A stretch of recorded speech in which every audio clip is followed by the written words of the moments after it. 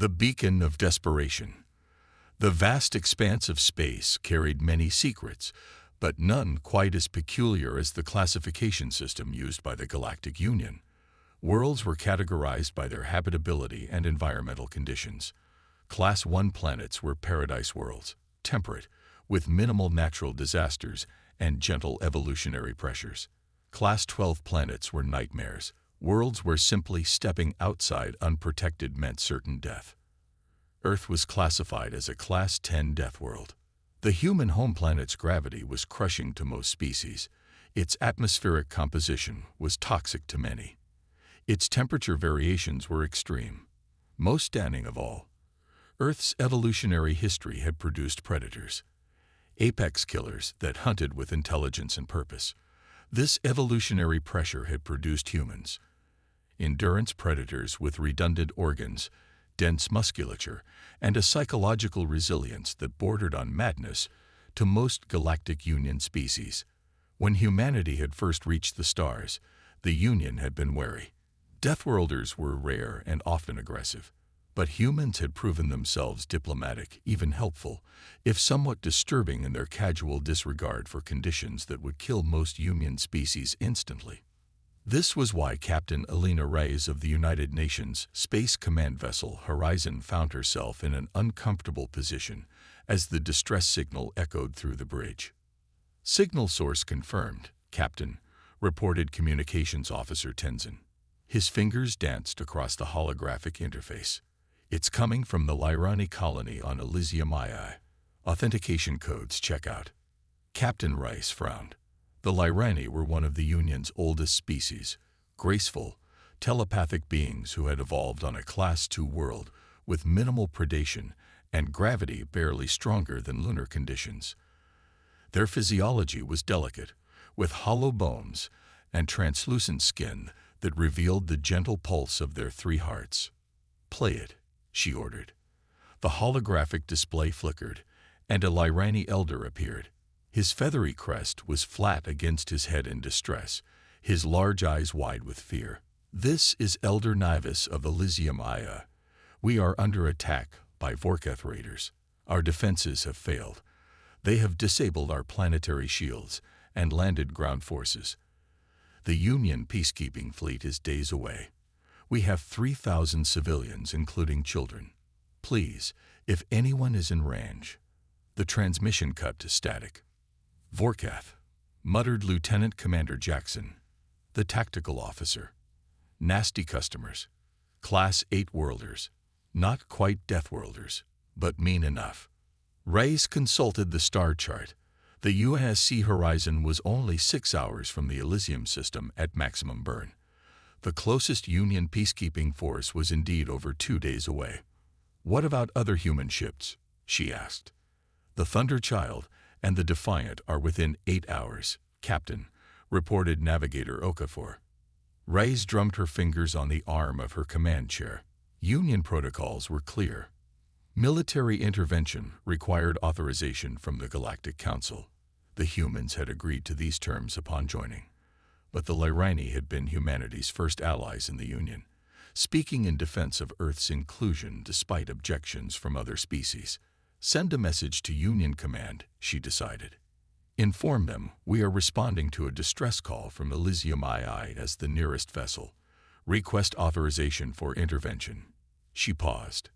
"And tell the Thunderchild and Defiant to rendezvous with us at the edge of the Elysium system." Captain, her XO, Commander Rivera, leaned in.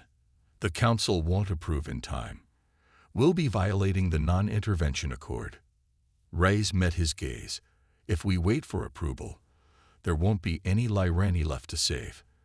I'm willing to face the consequences." Rivera nodded, a small smile playing on his lips. "I wasn't objecting, Captain. Just making sure you knew what we were getting into." "All hands," Reyes called, her voice echoing throughout the ship. "Battle stations, we're responding to a distress call. Prepare for high burn in 5 minutes." The Horizon came alive with activity. Marines checked weapons and loaded into drop pods. Engineers ran diagnostics on defense systems. Medical staff prepared trauma bays for potential casualties. as the mighty engines of the Horizon flared to life, pushing the ship to maximum acceleration. Reyes received a reply from UNSC Command. Intervention authorized. Maintain recording of all encounters for legal review. Support inbound. Good hunting, Captain. Reyes allowed herself a small smile. The UNSC operated with plausible deniability, officially adhering to Union protocols while maintaining enough operational flexibility to do what was right. It wasn't the first time human ships had bent the rules to save lives, and it likely wouldn't be the last. 6 hours later, the Horizon decelerated hard at the edge of the Elysium system, meeting with the Thunderchild, and Defiant as planned. The 3 human warships formed a tight formation as they approached Elysium II. Tactical assessment ordered Reyes as the planet came into view on the main screen. 4 Vorketh raiders in orbit, reported Jackson. Class D warships, heavily armed but minimal point defense. Ground forces deployed around the main settlement. The colony's defense shield is down, and their communication array appears damaged. Life signs. Science Officer Chen looked up from her station. Multiple Lyrani biosignatures concentrated in the central plaza. Vorkath forces surrounding them. The Lyrani life signs are fading. Their physiology doesn't handle stress well. Ray studied the tactical display. The Vorkath don't know we're here yet. Their sensor technology is generations behind ours. She opened a channel to the other ships. Captain Okafor, take the Thunderchild and approach from the dark side of Elysium IU's moon. Captain Singh, your Defiant will provide covering fire while the Horizon deploys ground forces. Understood, Captain, they replied in unison. All ships maintain communication silence until engagement. Let's give them a surprise. The element of surprise was one of humanity's greatest advantages. Earth predators had evolved stealth hunting techniques, and humans had perfected them over millennia. Now those same instincts were turned to space warfare. The Thunderchild swung wide, using Elysium IU's moon for cover. The Defiant moved into position, weapons charged but running silent. The Horizon approached the planet directly, its advanced stealth systems rendering it nearly invisible to Vorkath sensors. Ground team ready for deployment, reported Marine Commander Kai Chen over the comms. 4 dropships, 40 personnel. Heavy weapons and medical teams standing by. Deploy when we engage the Vorkath ships, ordered Reyes. Priority is civilian extraction. Engage Vorkath forces only as necessary for protection. Understood, Captain. The bridge fell silent as the 3 human ships closed in on their targets. When they were optimal attack position, Reyes gave the order. Execute. The Thunderchild burst from behind the moon, weapons blazing. Its first salvo caught 2 Vorkath ships completely by surprise, disabling their main weapons. The Defiant followed immediately, targeting the 3rd Vorkath vessel with precision strikes to its engines. The Horizon launched its dropships before the Vorkath could react, the small craft racing toward the planet's surface, while the larger warship engaged the 4th Vorkath raider. They're scrambling to respond, reported Jackson with grim satisfaction. Their communication is chaotic. On the main screen, Reyes watched the Vorkath ships attempt to regroup. Their design philosophy favored heavy frontal armor and overwhelming firepower, effective against enemies who fought according to Union battle doctrine. But humans had brought their own combat philosophies to space, emphasizing mobility, precision, and tactical flexibility. The Vorkath flagship is powering weapons, warned Jackson. Evasive pattern Delta, ordered Reyes calmly. Target their power distribution nodes. The Horizon danced away from the Vorkath energy weapon discharge, the deadly beam missing by kilometers. In the same motion, the human ship fired a precisely calculated barrage that struck the Vorkath vessel exactly where its shields were weakest. Meanwhile, the dropships carrying Commander Chen and his Marines breached the atmosphere, racing toward the Lyrani settlement.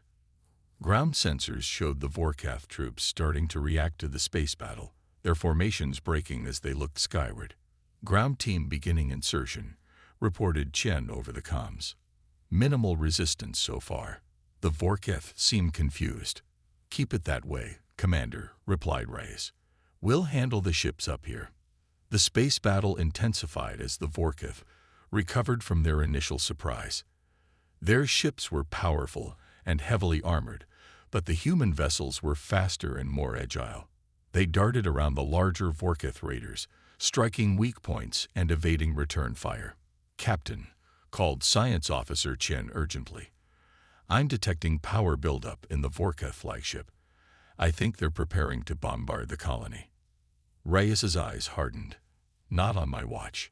All ships, focus fire on that flagship. Take out their main weapon array." The 3 human vessels coordinated their attack with practiced precision. The Thunderchild and Defiant launched a barrage of missiles to overwhelm the Vorkith point defenses, while the Horizon delivered a concentrated energy beam directly to the flagship's weapon ports. The Vorkith ship shuddered as multiple explosions rippled across its hull. Its main weapon powered down, damage control systems overwhelmed. "Direct hit," reported Jackson. "Their planetary bombardment system is offline." "Good," said Reyes. "Now finish them off." As the space battle continued above, Commander Chen and his Marines had reached the planet's surface, their dropships landing in a defensive formation around the Lyrani settlement. The real test of humanity's Deathworld heritage was about to begin. When Deathworlders fight, Commander Kai Chen felt the familiar surge of adrenaline as his dropship touched down on the surface of Elysium II. Through his helmet's heads-up display, he watched the tactical situation unfold in real time. 40 human Marines versus approximately 200 Vorkith raiders. On paper, the odds looked bad. But humans didn't fight on paper. "Fire Team Alpha with me," Chen ordered, checking his pulse rifle. "Bravo and Charlie teams, establish a perimeter. Delta, prepare for civilian evacuation." The Marines moved with practiced efficiency, their powered combat armor augmenting their already formidable physical capabilities. On Earth, humans had evolved as persistence predators, able to pursue prey over long distances until exhaustion. Now that endurance combined with technology gave them near superhuman capabilities. The Vorkith, by contrast, had evolved as ambush predators, strong and aggressive, but lacking stamina. Their bulky forms and heavy natural armor made them formidable in direct combat, but they tired quickly. "Commander," called Lieutenant Park over the comms. "Vorkith forces regrouping to the north. They seem disorganized." Chen nodded. "They expected to fight Lyrani, not humans. Use that confusion." The Lyrani were natural telepaths, their combat doctrine built around coordination and foresight. The Vorkith would have prepared for that. Human unpredictability was their weakness. "Contact front," warned Sergeant Rodriguez as the first Vorkith patrol came into view. The aliens were imposing, 2 meters tall with armored exoskeletons and 4 arms, each holding a different weapon. Their facial features were insectoid, with compound eyes and mandibles that clicked in agitation. Chen raised his hand, signaling his team to hold fire. "Let them get closer," he murmured.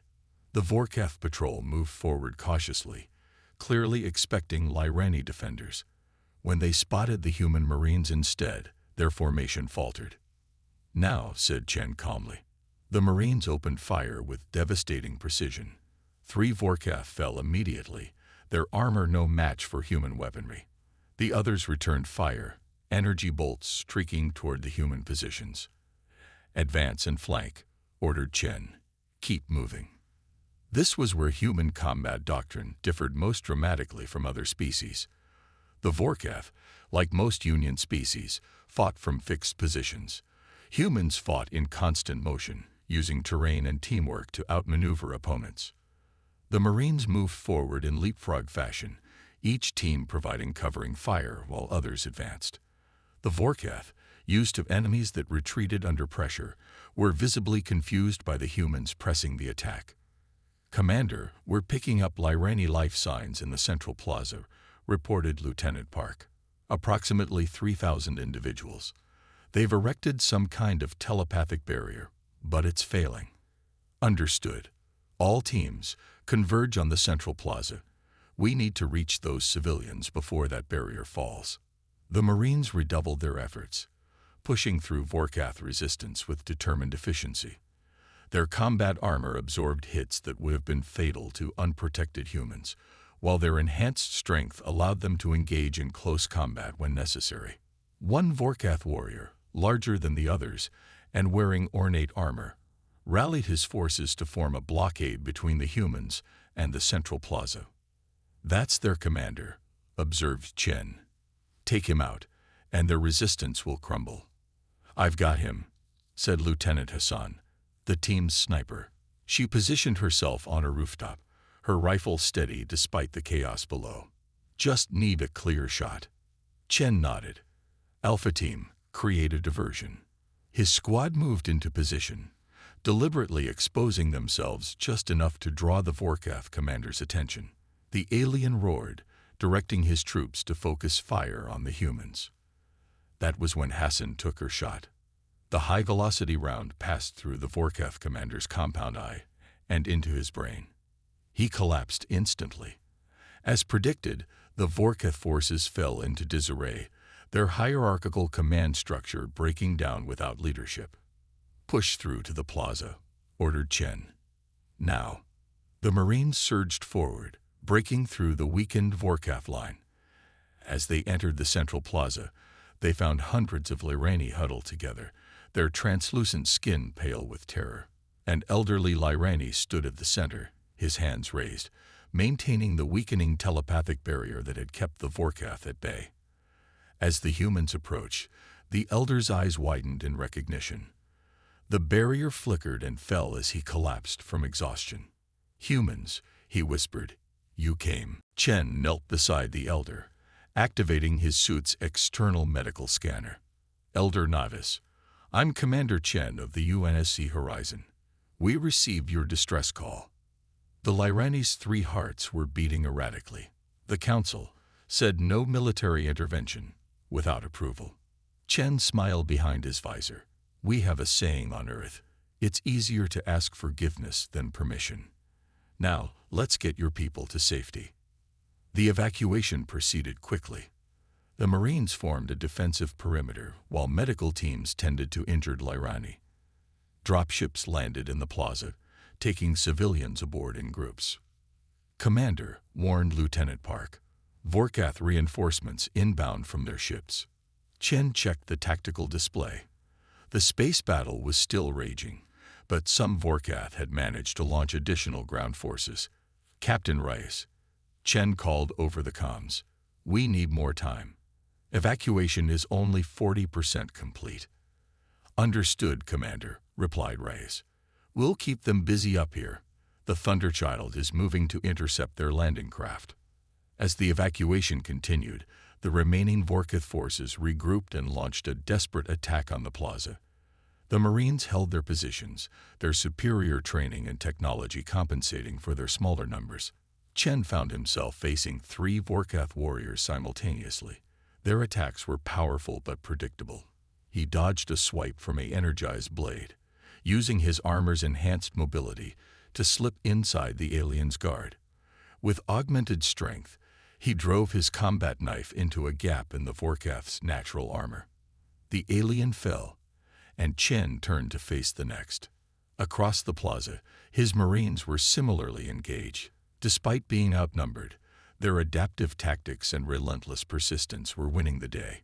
Humans didn't tire as quickly as Vorkath. They didn't break under pressure. They adapted, overcame, and pushed forward.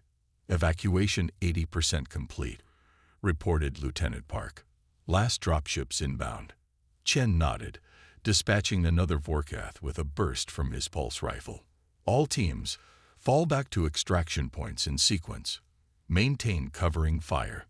The Marines executed a fighting withdrawal, protecting the final groups of Lyrani civilians as they boarded the dropships.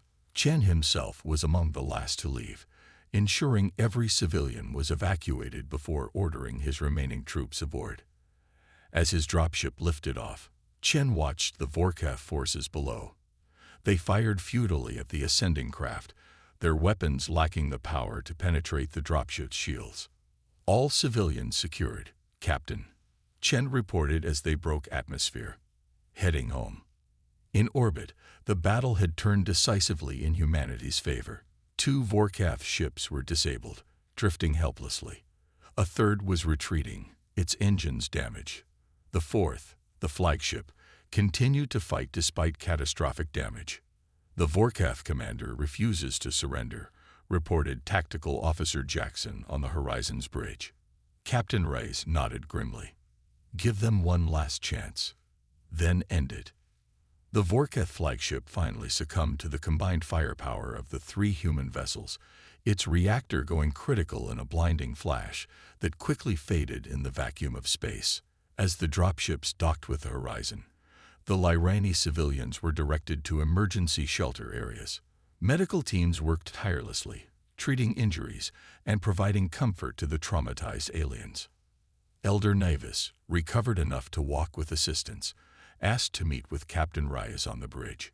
"Captain," he said, his voice still weak but filled with emotion, "the Lyrani people owe you a debt we can never repay.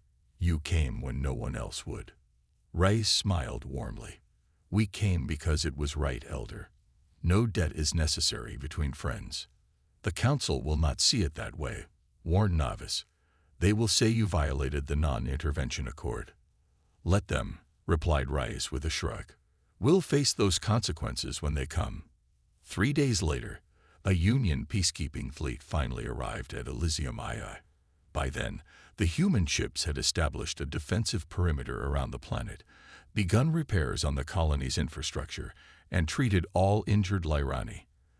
The Union admiral, a Dralaxian named Vorith, was visibly displeased as he connected via holographic communication. "Captain Reyes," he began formally, "you and your vessels have engaged in unauthorized military action in Union space. The Council demands an explanation." Reyes stood straight, her expression neutral. "We responded to a distress call from a Union member species under attack. Our actions saved 3,000 Lyrani lives. I have a complete record of the encounter ready for Council review." Admiral Vorith's facial tendrils twitched in irritation. "The Accord specifically requires Council approval before military intervention." "With respect, Admiral," interrupted Elder Navis, stepping into view beside Reyes. "By the time Council approval could have been granted, my people would have been slaughtered. The humans acted with honor and saved us when no one else could. The Lyrani delegation will be filing a formal commendation, not a complaint." The Admiral's tendrils froze in surprise. After a moment, he sighed. "Very well. The peacekeeping fleet will take over protection of Elysium II. Captain Reyes, your ships are ordered to return to human space immediately." "Understood, Admiral. We'll depart as soon as all Lyrani are safely transferred to your care." After the communication ended, Reyes turned to Elder Navis. "Thank you for your support, Elder." The Lyrani placed a delicate hand on Reyes's arm. "No, Captain. Thank you for showing the Union what humanity truly is." His large eyes regarded her thoughtfully.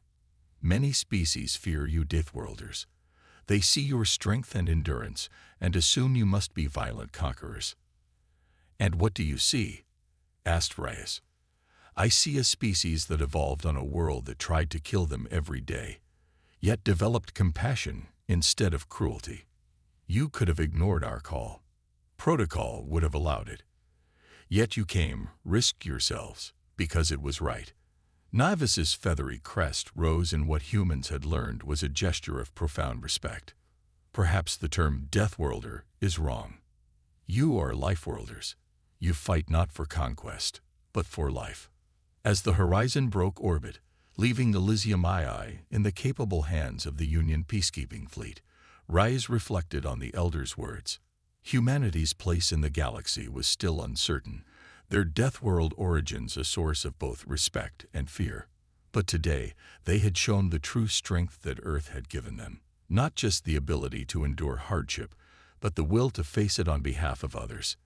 Behind her, the bridge crew worked with quiet efficiency, already preparing for their next mission. Somewhere out there, another call for help would come.